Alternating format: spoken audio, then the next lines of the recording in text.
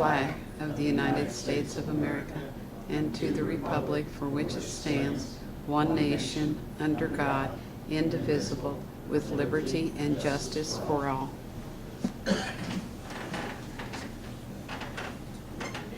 is Tuesday, April 15th, 6 p.m. This is a regular meeting, Greensburg Water Board. Roll call, Chuck? Here. Tony? Here. Frank? Here. Iris? Here. Robin? Here. Very good. Minutes from March 18th meeting were distributed in your packet. Any objections or corrections to the minutes as distributed?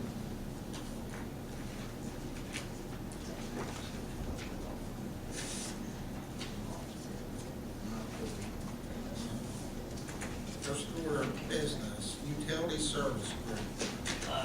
Chuck, do we need to amend the ordinance now for all this stuff, or can we do that when it comes time? No, you should go ahead and amend it now. Okay.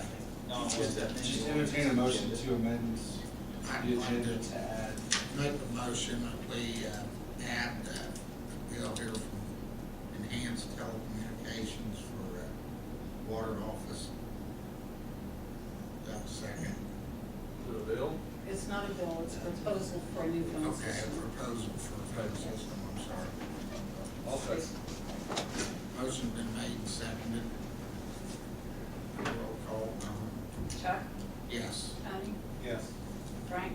Yes. Iris? Yes. Robin? Yes.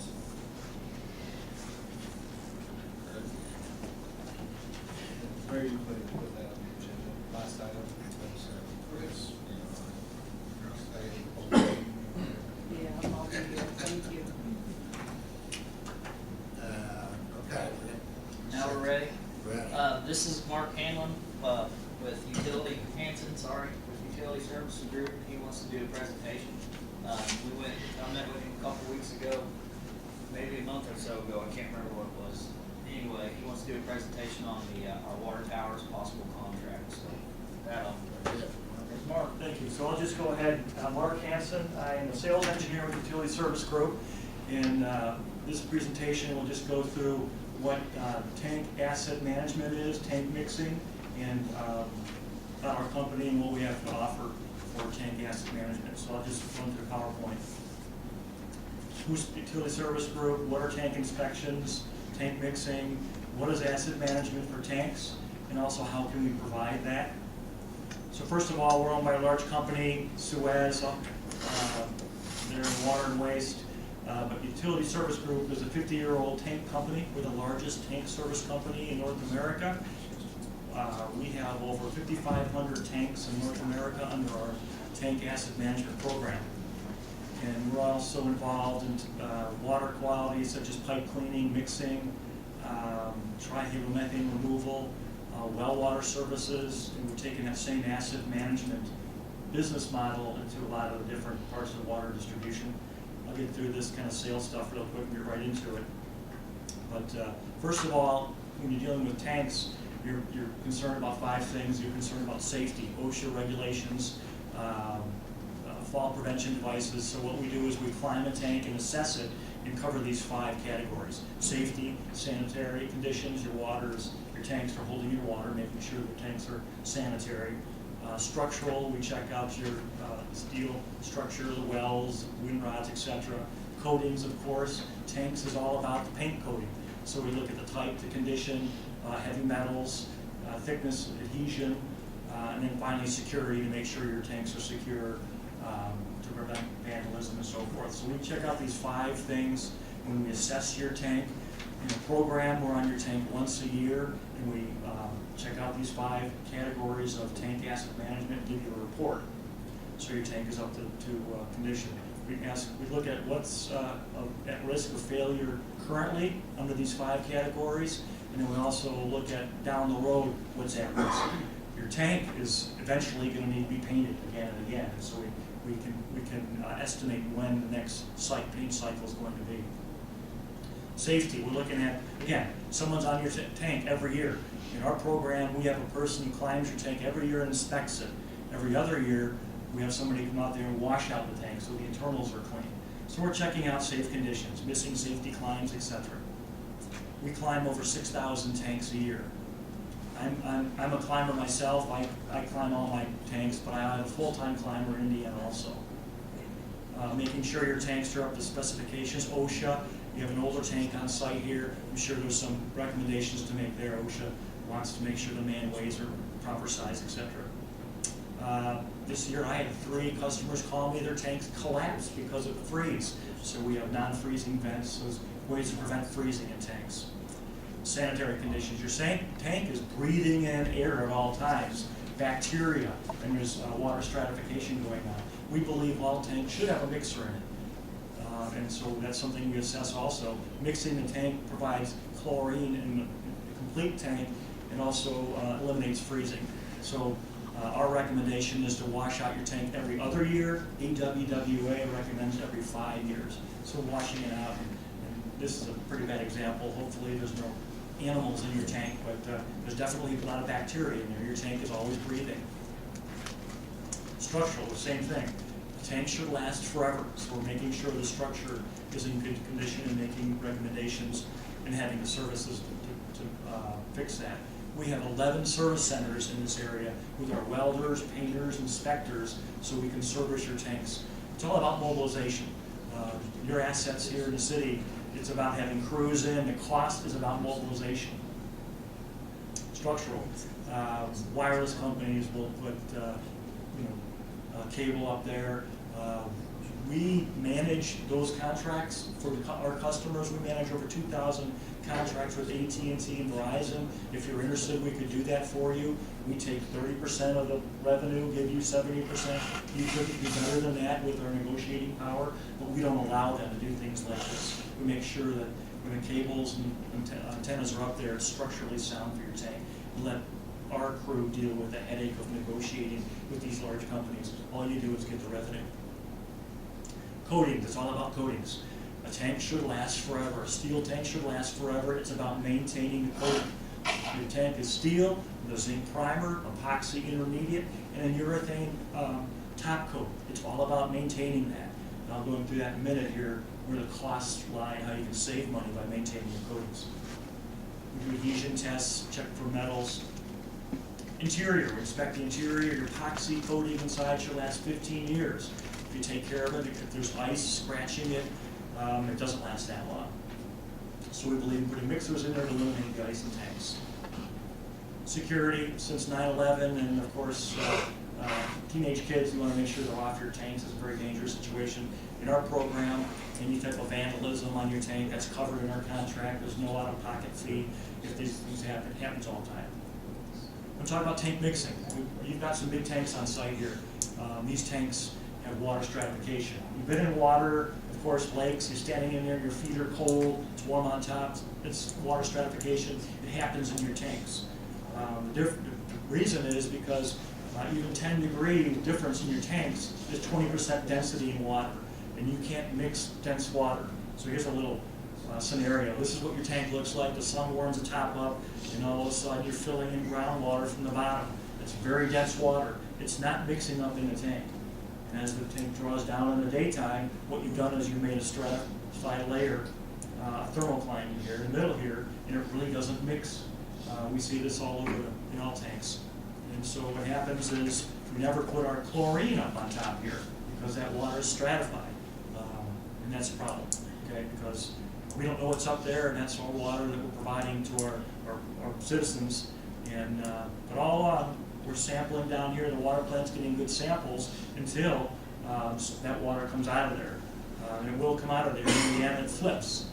When all of a sudden the temperature outside is below 53 degrees, that water is less dense, comes up on top, and you get that slug of water. Last year, we sold 250 mixers and tanks nationwide. People are just starting to realize it is going on. We want to resolve that. We want higher quality water. And it's an easy fix. People have always known about tank mixing years back, but now we have a smart, robust mixer. I'll get into that. But, so I've got data. We represent PAX Technologies. They're leaders. They've got the most robust mixer out there, and then we service those. So that's the mixer that we represent. Got a lot of data about the difference between no chlorine on top, chlorine on the water stratification. I inspect tanks all the time. I poke my head in a hole. This is what I see. I see these polysaccharide slime bodies. I'm sure they're in your tanks right now. There's no mixer in there because the chlorine doesn't go up on top. It stratifies. So this is what happens. You get water, no chlorine. That tank is breathing. Bacteria is breathing contaminants from the air. We wouldn't put a pool of water outside without chlorine in it and drink it the next day. It's the same concept. And of course it makes biofilm, makes slime layers on the surface. Chlorine can't penetrate that. That's why we wash out tanks, because it's slimy in there. So where does it happen? It happens on the sides, on the surfaces and walls, and this is what we see. Every single washout we see a layer of slime, and that's what we wash out every 2 years in our contracts. Our crews are starting that right now. Our crews are calling up our customers and saying to the water manager, hey, can you drop your water next week? So we can go in there and wash your tank out. It takes half a day. It's a hassle for the city to drop their water. We understand that. But it's a good practice to drop your water and wash your tank out every 2 years. Ice too. You've had ice in your tanks all winter long. A mixer resolves that, eliminates that. We can get the same temperature within 1 degree from top to bottom in a tank with a mixer. And so you have no ice damage problems. I have, like I said, 3 customers who had problems this winter. Without a mixer, their tanks collapsed. What happens is the vent froze, the overflow froze, and that pump started pulling water out and made a vacuum and collapsed. So in the past, we understand this. We say, hey, what if we put water on one side, take it out the other side, won't it mix? And it really doesn't. Water is so dense, it just travels along the bottom. Or they put it on top and figure they'd mix it. It doesn't really, it just drops in your tank. It doesn't really mix in these areas. So back in 1995, and here's an engineer in a giant ground storage tank. We installed passive mixing systems. So your water would go up there and they'd drop it. It really didn't mix, it just dropped because it was heavy. They realized that was very costly and didn't really mix the water. So they started using active mixers and started pumping water all over the place, became very energy inefficient and a hassle. Now the PAX has a really smart mixer. And here's a PAX mixer, and this is how it's installed. You've got 3 good-sized tanks. This is what the mixer would look like in your tanks installed. It runs 24/7. You always have water that's mixed, the same temperature on top it is from the bottom. Chlorine's in that tank all over. Different size mixers. This is basically how it works. These people are very smart at PAX. They're PhD engineers, and they've designed some computer programs. They're the top in the industry. So here's I got a lot of data. Here's temperatures on the high 127 foot standpipe. So temperatures on top, temperatures on bottom. With the mixer online, and the temperatures are all the same throughout the whole standpipe. So plenty of data, plenty of technical data that validates that mixers do work, and that without mixers, your tank is stratified. A lot of data. There's no chlorine residual. Put the mixer on, now it's chlorine residual all throughout the tank. Okay, so that's tank mixing. We believe tank mixers should be in all tanks. The costs are reasonable now. They're very reasonable in our asset management programs. Now I want to talk to you about asset management, and that's what we offer. I talk to my customers and ask them what they like about it. They like its tank sustainability. In other words, it protects the asset. You've got assets out there that are worth millions of dollars, and they should last forever. Okay, no community can afford to replace their water tanks. They're too expensive. It takes many, many years to build those assets. So tank sustainability saves money. And also our programs spread the cost. When you've got to paint a tank, rehabilitate a tank, it's a huge spike for the city, any city. So we take that cost and we spread it out. We open the books, we show you the money, the value of the money, but we spread that cost out. We're a large company, we can do that. Risk avoidance. There's no out-of-pocket costs. We take all the risks. The city is the owner of the tank forever. The tank will be here forever. We take the risk. Any problems with the tank, it's our dime. If we paint it poorly, give Mark Hansen a call, my crew comes out there, we repaint it. So we take all the risk. That's what most people like the asset management program. Expertise, we're the largest in North America. We've been doing this 50 years. Like I said, we've got 11 service centers with welders, NACE certified inspectors. We know what we're doing. We have we're the paint company's largest customers. Dynamic is the big paint company, so we get the best pricing. You couldn't get better paint pricing than us. So here's tank sustainability. Here's a couple tanks. I meant to put your tanks in here, but here's tanks of your size. You got two 500,000 gallon tanks. You got 1 million gallon tank. The cost to replace tanks right now in this city would be $8 million. It's $4 per gallon, approximately. It's the cost of steel, it's the cost of labor. They were up at $5 a gallon a little while ago. I talked to some guys who've been around and said, boy, I put that tank in there, it was only $2 a gallon. Well, it changes. Going down the road, 10 years from now, at 3% inflation, to replace one of your tanks, there's $10 million. So, you know, the assets are very expensive. We believe a tank should last forever. It's steel. All you need to do is be on it every year, protect the coatings. I'll show you about coating cycles. That's what we've learned. Coating cycles is that exterior coating should last 8 to 10 years. Okay? 8 to 10 years, that urethane wears off, and now you have epoxy that sun beats on, and now you're starting to degrade the adhesion. That's a problem, because now you have to sandblast that off, which is very expensive. So we're all about protecting the coatings. Interior, you can't do anything about it. It's 15 years. 15 to 20 years, maybe. Okay? Then you gotta blast it down to white steel, and then put epoxy on it. That's how it works. That's as simple as that. You can't overcoat paint inside of a tank. It's only about touch-ups. So this shows you a little bit of a time scale from 0 to 15 years.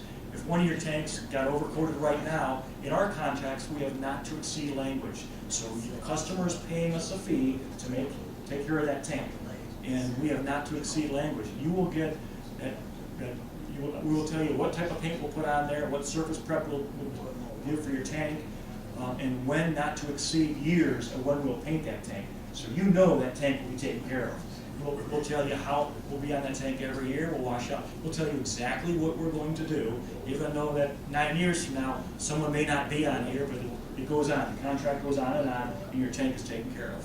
Honda down the road here, they're going to build an engine plant, possibly a second manufacturing plant. They're going to need water down the road.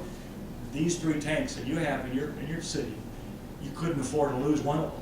And so that's what it's about. Every city has the same issues. They can't afford to lose their tanks.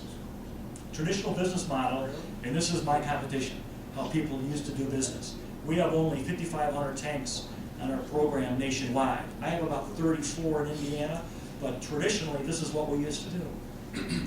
We get a tank up to specification, and then wait until it fails. And that's very expensive to do that. That's how we've maintained our assets. That's how we've taken care of our wells, our water plants, our sewer plants, and our tanks. And 20 years ago, when our customers came to us and said, if we just paid you to take care of this tank, I don't want to have to go out for bid and pay engineers and do all these things again. We could do this. We call this a maintenance program. That's how the program started. Our customers asked us to do this. Because when you start to lose 10% of your coating, I can't paint chips. It's a waste of money, right? When your chips are coming off the tank, it's foolishness to paint chips that are falling off. The other choice is to blast it off. And if anyone's been around long enough, you might have blasted a tank in this town before. It's very expensive. It's a mess. We try to avoid this. We can typically go 30 to 40 years out before we have to blast. Eventually you're going to have to. You can't keep on putting paint on. It becomes pretty thick. When it gets to about 30 mils thickness, it becomes heavy enough where it does pull off the tank. But we look at, in our contracts, we know that. When the customers in our contracts, we know we're going to pay for a blast down that road. We're going to take care of that paint, that coating all along. The tank's going to always look good because we have not to exceed. We'll always be top coating it and making it look good before that urethane is destroyed, and now they're down to that epoxy intermediate layer, and now it's going to heck real quick. Second thing is a cost spread. Here's a work schedule. Here's 30 years exterior paint coatings. This is going to happen to a customer. We're going to paint it in year 0. We're going to paint it in year 9. We're going to paint it in year 18. We're probably going to blast it in year 27. So we're looking at that. Our pricing does that. When we give you a contract, we're looking at a 50-year schedule. We understand we're obligated to take care of this tank down the road there, and it's going to be taken care of. You got interior blast. In our contracts, every 14 years, we're going to blast that down to white steel, put 2 coats of epoxy on there. And then, of course, you've got the visuals and washouts and emergency repairs. emergency repairs happen in tanks. If you start to look at what you paid for your tanks in the past, things fall apart. I mean, these are out-of-pocket costs that you no longer provide, that's in our contract. Very expensive for the city budget, so asset management provides a fixed fee. So we provide a fixed fee, not to exceed 5% increase per year. Typically, it's 3% increase per year, whatever the contract is. Risk avoidance. Here's the second part of a traditional business model that we've all done in America, is that we hire an engineering firm, okay, to take care of this. The engineering firm will charge you a fee to run the program. He'll hire a coating manufacturer. He'll hire a contractor to paint the tank. He'll hire an inspection firm to look at it. I was on a couple tanks just a couple weeks ago that are less than 3 years old. The urethane's already peeling off. They're off the guarantee. I hope I have the pictures in here. And the customer has to pay again. There's no guarantee. It's a 1-year warranty. When you do the traditional model, that job's up there, you've spent hundreds of thousands of dollars, and in 1 year you're on your own again. And you're just hoping it was applied properly. And if you know anything about painting contractors, these guys are, you gotta watch them. It's all about a warranty, because things do happen. Our model is, the tank owner is the customer, we take care of it. It's a lifetime warranty. Okay? Anything happens to that tank, except a will of God, we call tornado, lightning, or if it freezes and collapses, that's not our problem. We recommend a mixer for moving their water. So we're going to make that recommendation. Lifetime warranty. Here's pictures looking at. Here's the top of the tank. These are tanks I was on in the last 3 weeks when it finally was warm. But here's on top of the tank. Here's a 1.5-year-old 500,000 gallon elevated tank in Boone County. Warranty's over. The urethane's already coming off. It looks okay from the ground. I was up there looking for ice. This is what I brought down to the customer. He is not happy. He has to get that resurfaced and painted, and he just spent hundreds of thousands of dollars on this. This is what happens. I mean, it's happened to us. It's happened to us where our contractors were up there working, our inspector makes something, and things happen. We pay for it. That's the risk that we take. And here's another one in Dearborn County. 3-year-old, $250,000 gallon tank. You can see here this blotching there. That white urethane is over. It's come off. It's peeled off. Those contractors painted that tank when it was cool. It was poor application. So the customer is out. They spent hundreds of thousands of dollars. They got to spend more money. There's no 1-year warranty is the issue there. Number 4, expertise. We've been doing this for 20 years as far as maintenance contracts. I went over through the 5 things that we look at every year. We look at the tank every year to make sure it's not degrading. Over 5,500 tanks nationwide. You get a biannual washout, so our guys are up there looking at it. Gives you a report. Every year it gives you a visual, so it's every other year it's a washout. All the risk is transferred to utility service group. Flat payments, and you never have to pay for painting a tank again. Your budget is fixed. Again, expertise, economies of scale. No one can buy paint cheaper than us. We're their largest customers. So if you want to go up directly to the paint guy, he's making his cut in there. We have economies of scale. That helps with our pricing. Here's a real example. I want to show you the finance. When I typically show finance people, counselors, mayors, this information, they kind of see it more. I'm a water guy. I'm an engineer. I kind of get the technical stuff. But here's the monies where we save you money. This is a real example.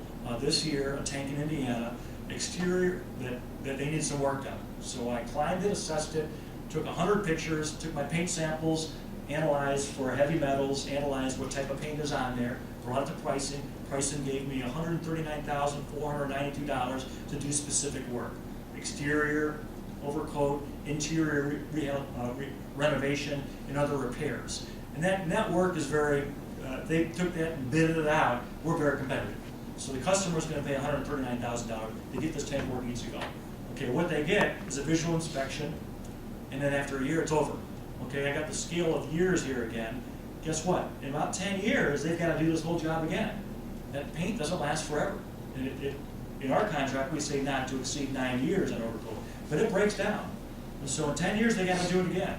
In the meantime, there's 10 years of out-of-pocket costs. So we've got to start looking at your tank is not a one-time deal. Your tank is here forever. Every 10 years, you got to put money into it.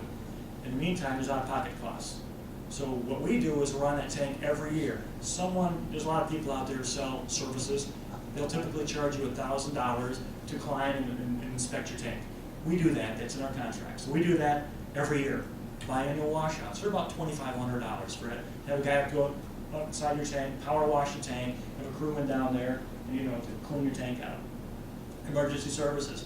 In a period of 10 years, you may have some emergency services. So I just put this down here. You could debate that, but cut it in half. It still makes sense with our numbers. The thing you got to consider, in 10 years, inflation.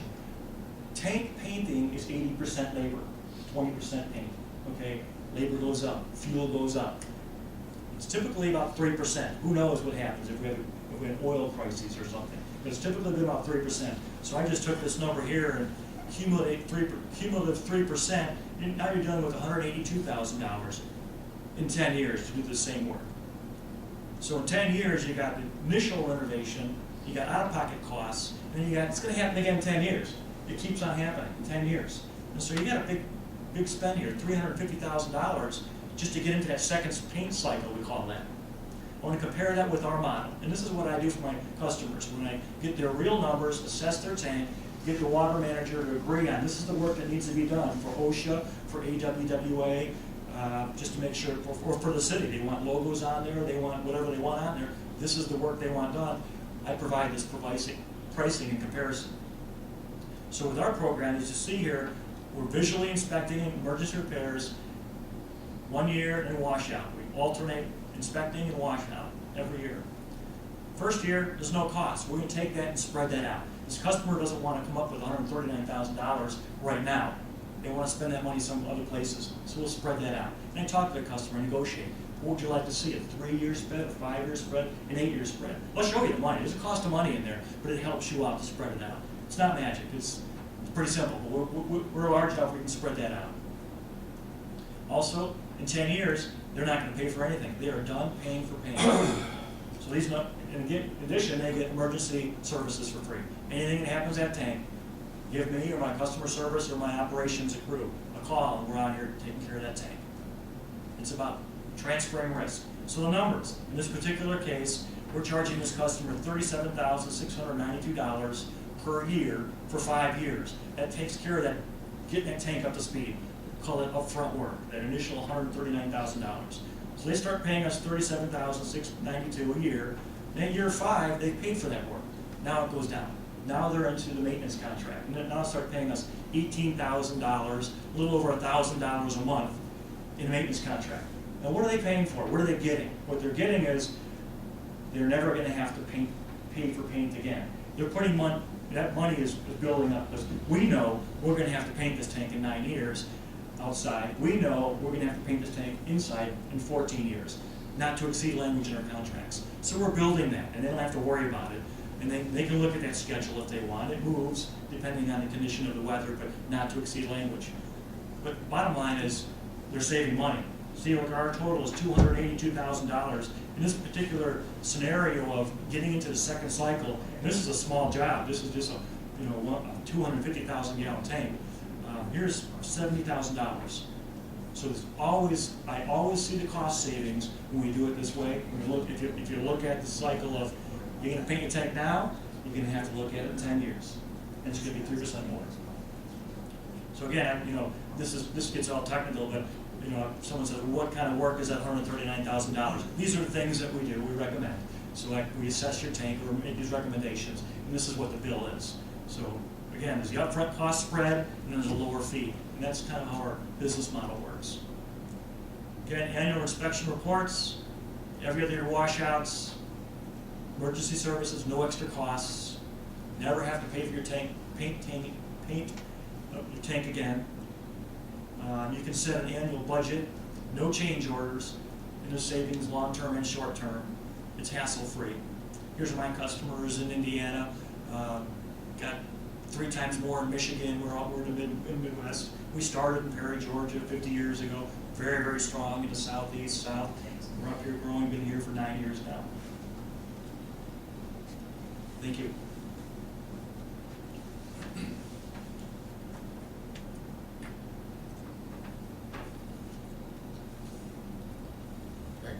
questions for Mark? It's a lot to take in. It's a lot to take in, yeah.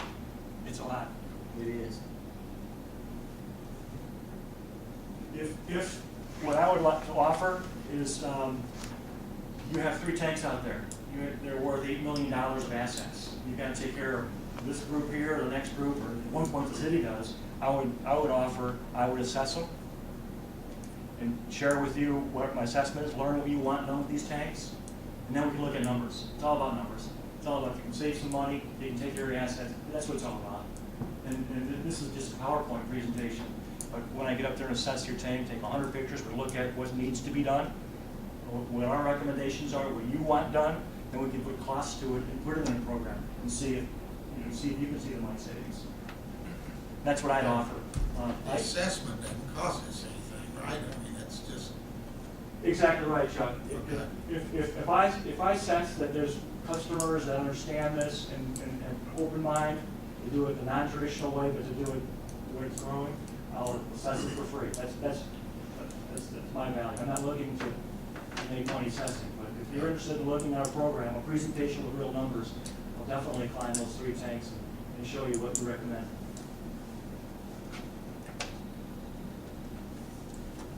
well, fortunately for us, we have a tank expert here on board with us, so. And, you know, I think we all kind of fall back to Tony, or to Frank, and for his opinion on it. I worked for Phoenix Fire Pit, Oh. for 40 years. Okay, well, great. You build tanks. I built tanks. A little bit of everything on tanks. You bet. So do you have any questions about, you know who utility service group, yeah. So no question for me.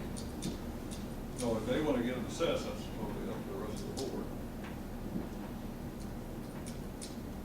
So,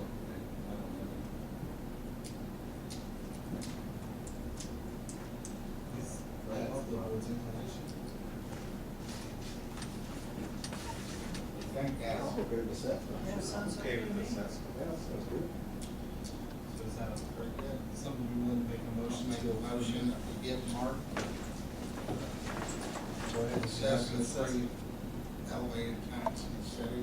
Second. For that, this motion's been made, second, Donna. Chuck, Oh, yes. Tony, Yes. Frank, Probably abstain from that vote. I was, yes, Robin. Yes. Very good. Thanks, Mark. Excellent, thank you. Thank you.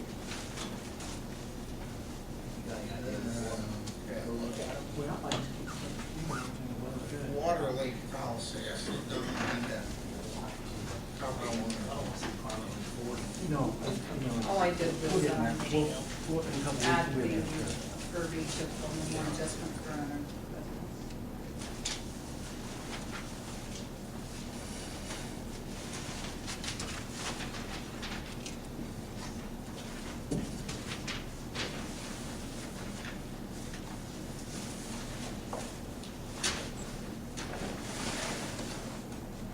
Robin, you weren't here last week when we were talking about this, but trying to come to the consensus that we need some kind of a policy that ease some of these water bills. I don't know, some of these people have legitimate requests. So, If I may, I don't know, any questions on this policy? Yeah. Number 1, who will review all this documentation that they need? I do, and my staff does with the sewer ones, and they go by the policy. And then I check and sign off on them.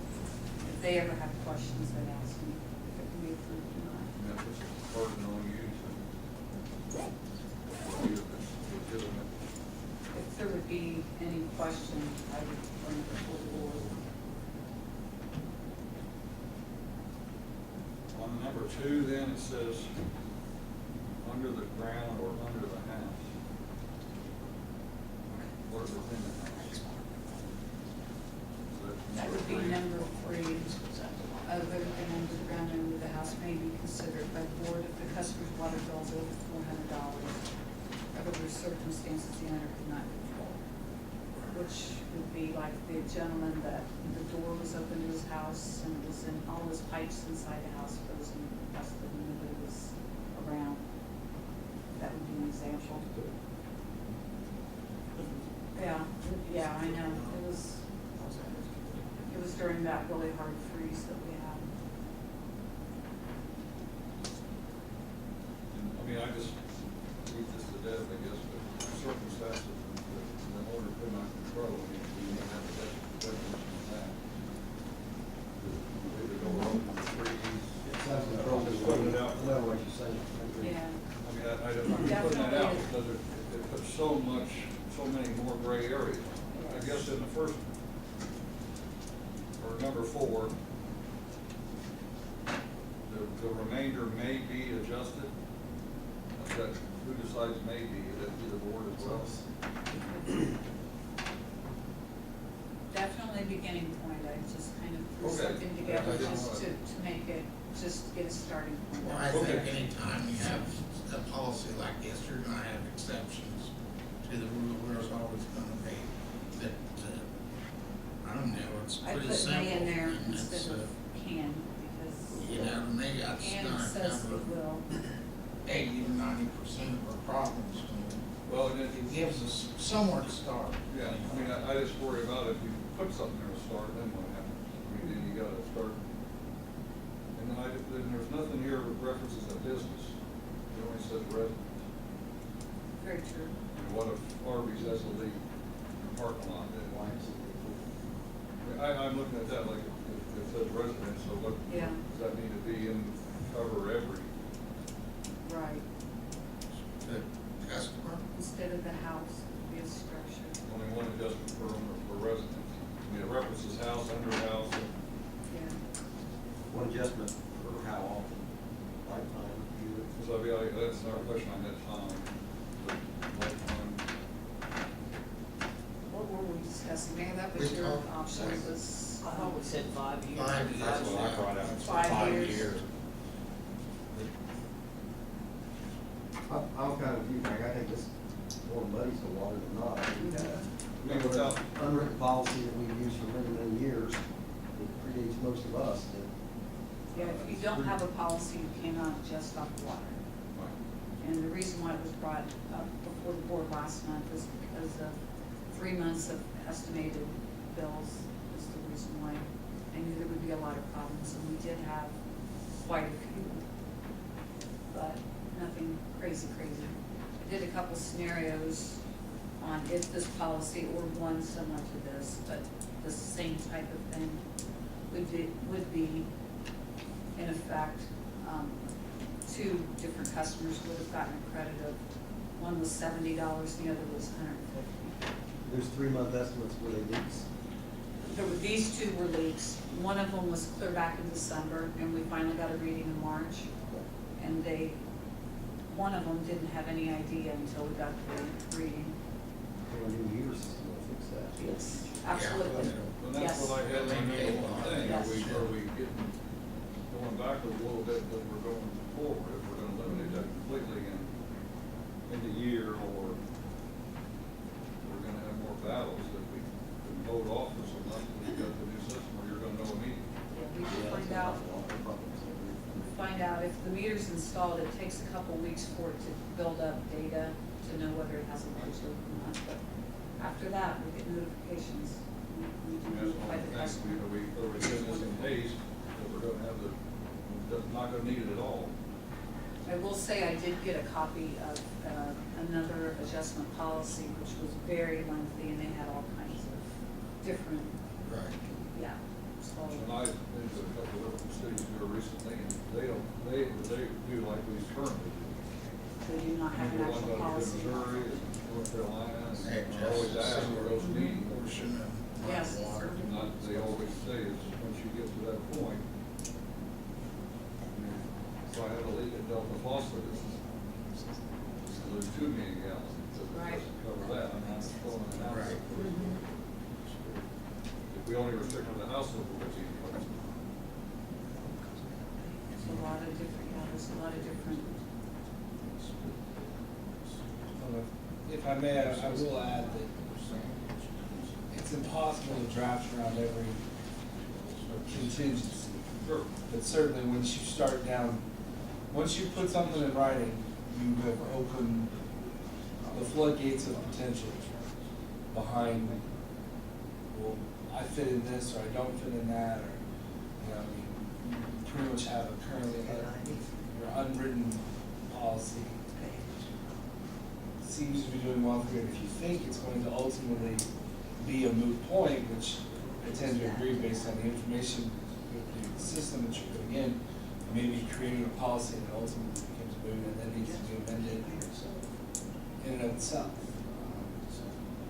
So it's certainly something if you want a written policy, this is a very good beginning to it. I would say that as your attorney, there's a lot of things that I would add, clarify, and adjust. And I'm happy to do that, to take what Donna has already done and add my comments to it, recirculate it for you if you'd like to take a look and talk about it within a day to determine if you even need to do it.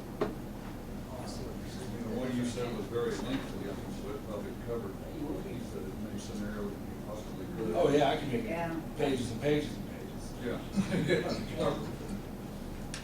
I've never found a document I can't make longer. But as soon as you don't do that, then the burden becomes more on us to decide every time.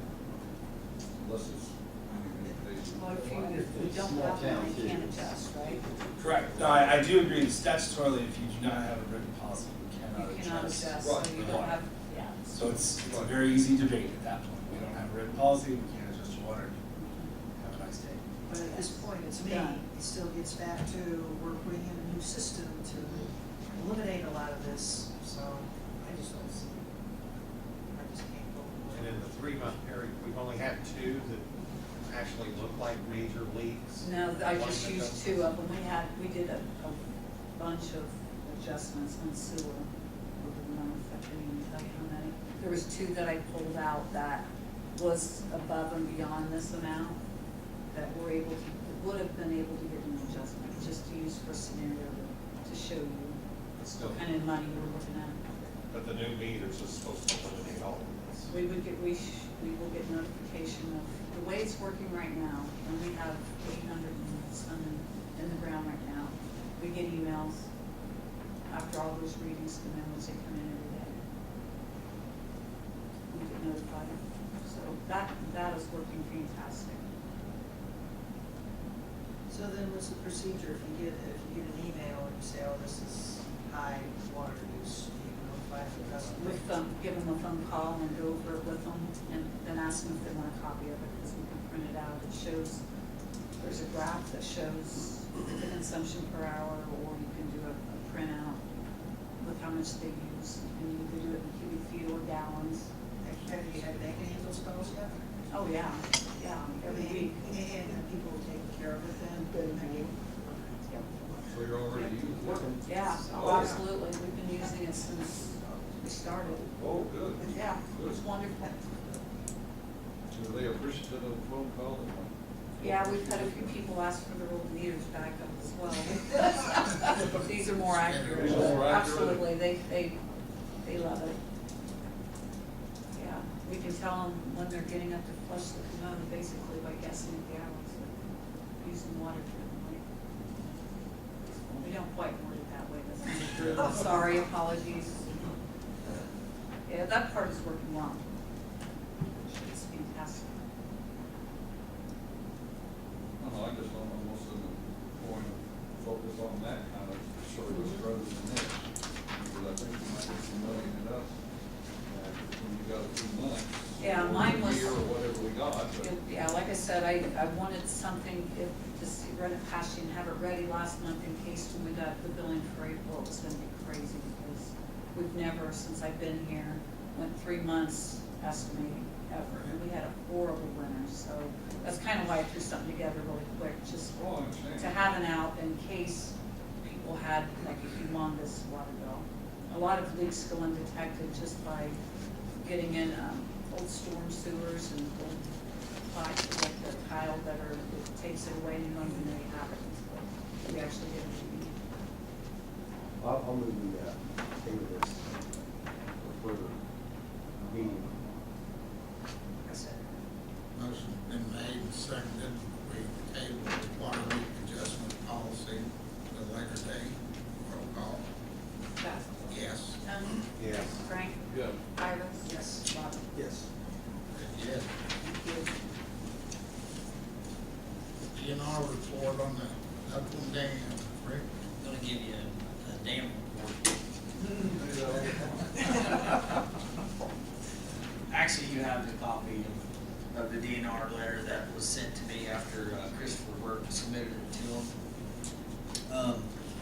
If you look at the very last page, it's a summary that was taken right out of the inspection from Christopher Burke. And the second and third from the bottom is the two main ones. We have to employ an engineer experienced in designing construction of dams to develop construction plans and specifications for the repair of erosion and scarps along portions of the upstream. And then right below that, employ an engineer, construction of dams to develop construction plans and specifications for proper addition of compacted fill. And what has happened is over the years that over where the riprap is down from the top of the dam, 2-3 foot where the water has washed up in there and it's eventually eroded. It's mainly, I call it the south and the east side from the wind. It's over the water up there. So they're saying to do this, it's high importance, very high importance, and they're giving us 2 years to do that. Well, that's not something that we're gonna get done overnight, so I would like permission to go ahead and start the process. Get 3 proposals and bring it back to you next month from 3 different qualified engineers and go from there. And it's going to be pretty costly. I do have one pricing so far. I'm not going to let that out of the bag yet until I get 2 more. I got a meeting with the guy Thursday. Another engineer that actually worked on Upland Reservoir when it was built, so he knows it pretty much inside and out. So. But that's what we're looking at. I know it says we got 2 years. There's other things on here. It says that we need to get done immediately. I'm not worried about them because we can do a lot of this ourselves. But the part that, the engineering part, it's just, we're gonna have to hire that out, so. Rick, the 2 years, is that from the date of this letter or the date of the last field inspection? That would be the date from our last field inspection because Christopher Burke's the one that did So the, we just have that here. July 16th, 2013, correct? And again, I think they gave us 2 years because they know it's something we can't get done overnight, so it's gonna be a process. Think fishing out there involved this? Absolutely not. Still have to. That's a good one, Frank. Think Good around. note.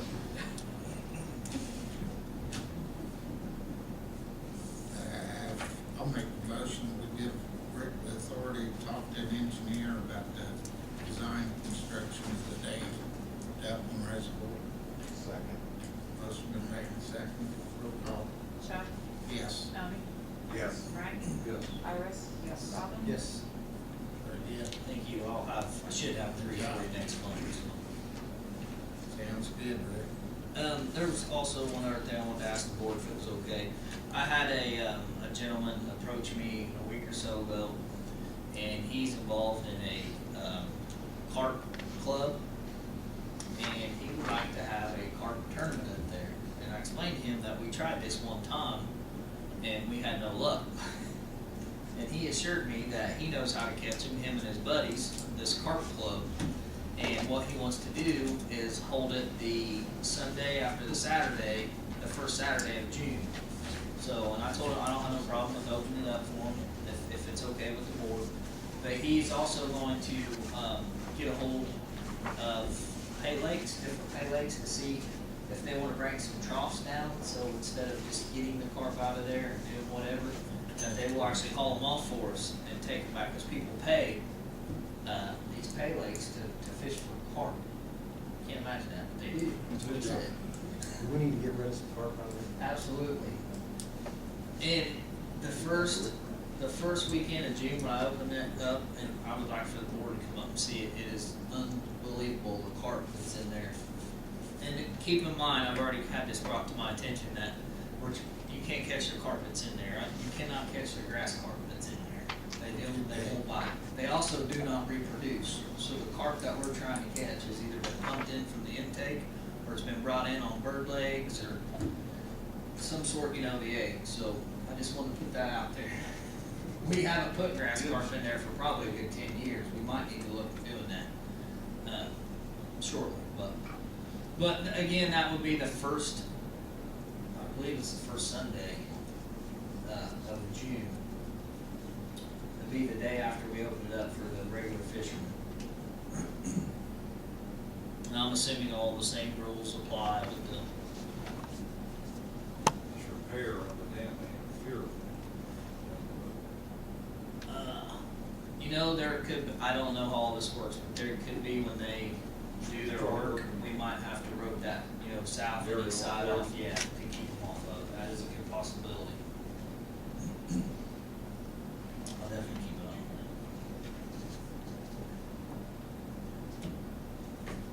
that. Yeah, if you're willing to ramrod it, Rick, I don't have a problem doing it, Chuck. I enjoy it. appreciate it. I enjoy people being able to utilize it. They seem to really appreciate it. I've had no problem with trash. I mean, they're taking care of it. I don't have no problem. Plus, I like to fish. So if I didn't like to You don't fish, learn how to catch carp. I'm gonna have them teach me. You should check with your wife first, My wife? on that Sunday deal. Yeah. It'll be okay. Okay. I'll just have the operator call me at the plant and say, hey, I need you. Go ahead, you're right now. All that.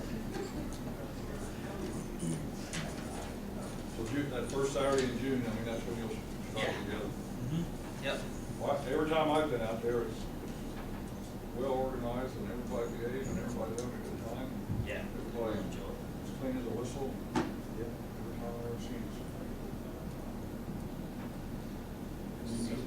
You would need a motion to permit the grass carp or the carp tournament. I make a motion that we let Rick ramrod a carp